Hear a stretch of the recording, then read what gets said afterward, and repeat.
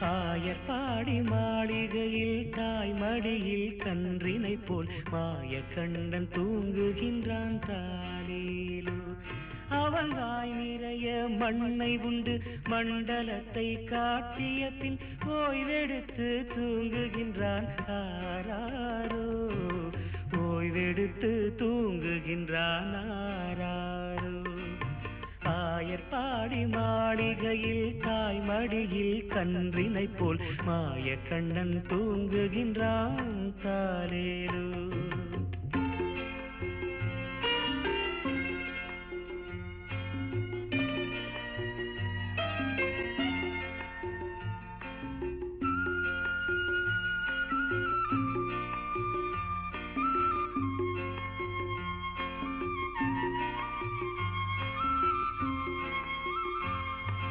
பின்னலிட்ட Gopi